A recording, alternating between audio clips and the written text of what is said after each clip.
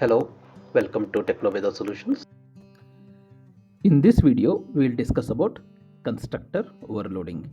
In the previous session, we discussed about the operator overloading, and before that, we also discussed the function overloading. Now, we will see how the constructors are overloaded and how are they invoked at a various stages. Now, already we know what a constructor are. We have discussed regarding that. Constructors are the special functions which are invoked whenever an object is created. That is, when we instantiate the object, that time constructor is automatically invoked. We don't have to call the constructor explicitly like any function. Rather, constructors are automatically invoked whenever the object is created. So now constructor overloading is a concept of defining more than one constructor in the class.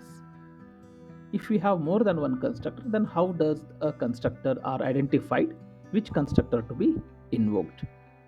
It is similar to what we have in the function overloading. In the similar way, we will be identifying the constructors as well. All overloaded constructor will have the same name as that of a class. We know that constructors are having the same name as that of a class, but different in number of type of the data type. They should be different either in the number of data type or type of the data type. Already we have discussed that in detail. If you have not seen the function overloading, I will give you the link in the description box. You can check it out. Constructor are invoked depending on instantiation of the object. Depending on how do we instantiate the object, how do we create the object, based on that a respective constructor is invoked. Okay, so now there is something called as order of construction and destruction. We can have a global objects and a local objects. As we can have a global and local variables, similar to that we can have a global object as well as a local object. Now we know that object is something very much close to a variable itself. Class name itself becomes a data type, object becomes a variable of that data type. So similar to any variable, objects also can be declared globally or locally. So when we create objects globally, those objects are created first, which are created globally. Then objects created locally or globally are destroyed in a chronological reverse order. If we create whichever the object we create first, that will be destroyed last. Whichever object is most recently created is most immediately destroyed. So that means the destruction will be called in the reverse chronological order of the construction. That's the meaning of order of construction. Then we will see how a default constructor arguments work. So constructor with the default arguments. One thing is we can pass the arguments to the constructor like a function, or we can also have a constructor with a default arguments. That means if I don't pass a argument to a particular constructor, then the constructor has to assign a particular value by default to that particular member of the class or member of a object. Constructor can be defined with default arguments. Default values are defined while creating the constructor itself. When we define the constructor, that time only we'll see how to give a value which should be assigned to a particular variable. If value are passed during the creation of the object, then it overrides the default value. That means, for example, while creating a constructor, I have already given some default value to that. One variable I have created, say x is a member, you have assigned it to 0 by default while creating the constructor. Now when I create an object, I am passing a value for that variable also. That means when I pass a variable for that particular variable, then the value what I pass will be overriding the default value. Instead of default, now it will get initialized to the value what we pass from the program. So always the variables what we pass will have a higher priority than the default variables. Next we'll talk about copy constructor. Copy constructor is a member function that initializes the object using another object of a same class. That means for one object, object 1, we already have created and we have initialized all the members of object 1. Then we want to create an object 2 with the same values. Then we can use a copy constructor to copy all the members and their values of object 1 to object 2 members. The values get copied as it is. That is copy constructor. When we want to define a copy constructor, we have to pass an object to the copy constructor. The object is passed as reference to the constructor. It follows the member wise initialization. When we pass the reference of an object, for that object will be used for the copying, and whatever the already defined object is there, that object values will be copied from that. So the passed object will usually be a source of the information, that is members, already it is defined, and another object will be there which we will be initializing all the members one by one in the same order. For example, if user doesn't define a copy constructor, then compiler defines a default copy constructor automatically. Even if we don't define a copy constructor, then also compiler will define one copy constructor. Okay, so here we can see the syntax of a copy constructor: class name, uh, object, and object 2. This is how we call the copy constructor. This is calling. This is not the definition of the copy constructor. This is calling the statement. How we call? We pass one object and we capture this object as a reference in the function. I will show you when we discuss about the code. Now, why do we need a default copy constructor? That's the next thing what we are going to discuss. Whenever a function or a class is returning an object of a class, whenever a function is returning object of a class, we need a copy constructor. So if we have not defined, then automatically the compiler will have to define a default copy constructor to do that return operation. Object of a class are passed by value as an argument. When a value is passed as an value to the or as an argument, we know that whenever we pass a value to the any function, another variable is created and value is copied there. That means if I'm passing object as a value, then there need to be another object created in the function and the member has to be copied to that. That means there should be a copy constructor to do that. So compiler will define its own copy constructor to copy all the members of passed object members to the argument of the function. Then whenever compiler creates a temporary objects for any operation, if compiler has to create some temporary objects, then it needs a copy constructor to assign the member values. This is why we need a default copy constructor, or this is why compiler creates a default copy constructor. One more important and interesting concept is nameless objects. Till now we have discussed whenever we create an object, we give a name to an object like any other variable. But we can also have a nameless objects in C++. So C++ supports creation of nameless object, the objects without any name. So passing arguments to nameless object is similar to that of a named object. We will be passing the arguments similar to that, but only we don't write the name of the object, only we give the arguments. If no arguments are mentioned, then default constructor is invoked for the nameless objects if the arguments are not mentioned. Nameless objects are destroyed immediately after creation. That means these nameless objects are alive only for a particular statement. That means the scope of these nameless object is limited only to the instruction in which they are created. It is limited to only that instruction. Immediately they will be destroyed. When we say destroyed means what? Its memory will be deallocated.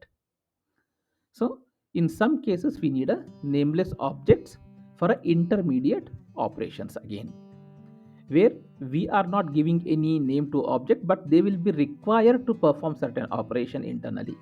That time a nameless object is created and it is used. Do we implement that constructor and overloading in the programming? So first into the header file and define the namespace. We define a class called cnstr. So we define two variables, value 1 and float value. One is integer value, one is float value. Then under public scope, we'll define the different constructors. Here you can see the first constructor, which does not have any parameter, so it's a non-parameterized constructor. So if this constructor gets executed by any object, then this message will be printed. And similarly, there is another constructor which is overloading this constructor with the we are passing a parameter there, two parameters. One is a integer value, another one is a float value. If this constructor gets executes, this message will be printed, that is parameterized constructor is called. Now here when we pass the variables v1 and f1, so those variables are assigned to val1 and fval2 respectively. Integer to integer and float to float value we are assigning. These two will be going for the object members. Then here is another constructor which is a parameterized constructor. I will come to that bit later, why I have commented that and what happens if I uncomment that. We will see that also. Now coming to another constructor which is a copy constructor.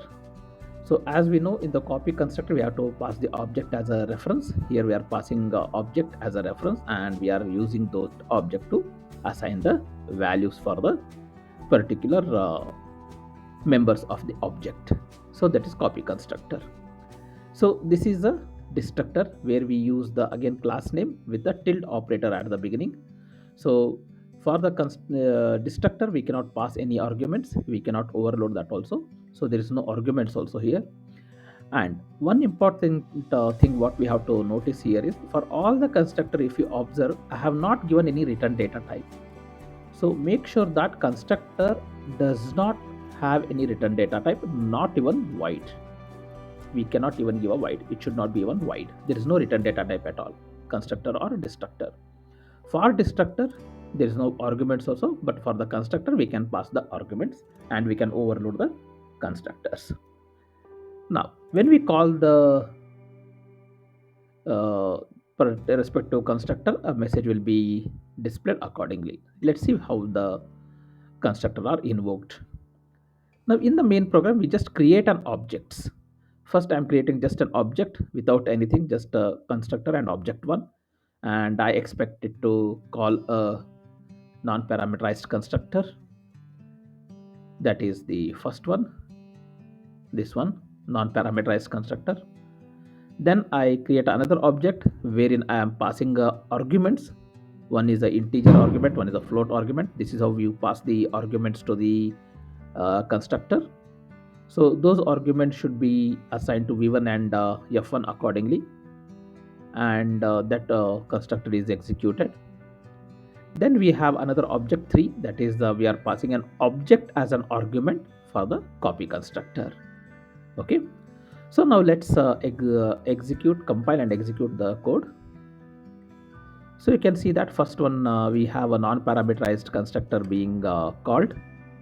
That's for this object. Then for this object we have a parameterized constructor called, and for this object we have a copy constructor being called. And we can see the same destructor is executed 3 times. We mentioned the message here also.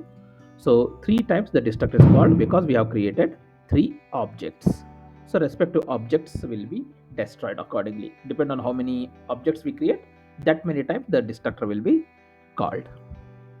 Now coming to here if you observe, if I uncomment this particular constructor, now it should give me an error.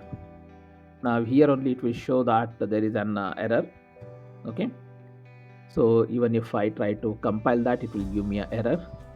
So the reason is that in the discussion we have said that the argument number or type should be different, whereas here both the constructor have integer and float. only two arguments, order is also same. So this is not allowed because we cannot have a same number of integer of a same data type. Well, in that case, can I comment this in constructor instead of other one? Now if I comment this constructor, what happens? Then also it will give me a error. That is because, see here, it's giving me error again because it's saying there is no constructor for this particular object, because this object does not pass any arguments, but this constructor needs an argument. Otherwise we don't have a constructor at all. So now what happens, this will give an error. Okay, so we should make sure that if we are giving a parameterized or this thing constructor, then everywhere we have to mention the parameters. Now it will not give me any error. See here, the error is gone. Now it will execute. Now it will execute as a default value constructor. Default value constructor are executed. Now one more concept we saw, that when we execute a default value constructor, wherein v1 is 10 and f1 is 0, and if we pass other values to that, it should override those values. So let's see if they are overriding that. So let me just print here C out. I will say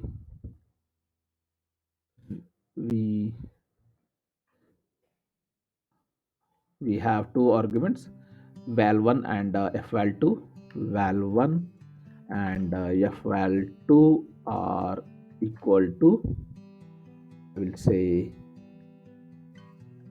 val1 and fval2.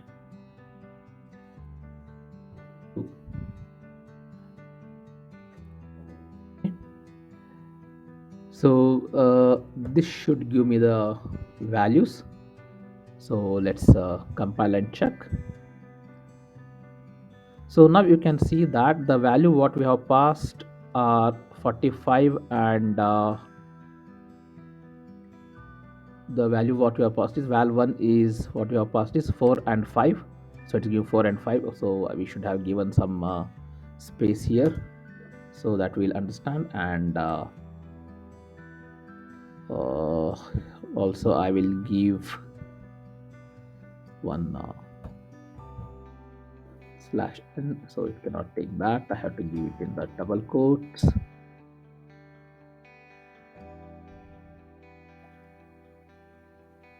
With C out operator. Now if I compile that, now you can see that it is giving me value as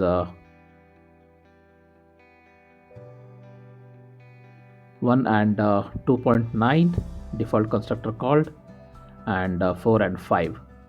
So the 4 and 5 are these values, and 1 and 2.9 are these values. So to differentiate that I will make sure that I will just put a space in between them with a comma, so that we'll be able to understand that. Okay, I think now it should properly, we should be able to see that. So now we can see 1 and 2.9 separately, and 4 and 5. So now we can see even though default value is 10 and 0, we are overriding those values when we pass the arguments. Okay, so I hope you got how the constructor works, and how do we modify the value, and how the things work. Now just put in the comment why these two constructor cannot be given simultaneously. I want you people to answer on the comment why the constructor with the without value and with value cannot be given in the same class. Just add that answer in the comment. So thank you for watching the video. I hope you like the video. Please click on the like button, subscribe the channel, and share the video with your friends. Thank you. Have a good day.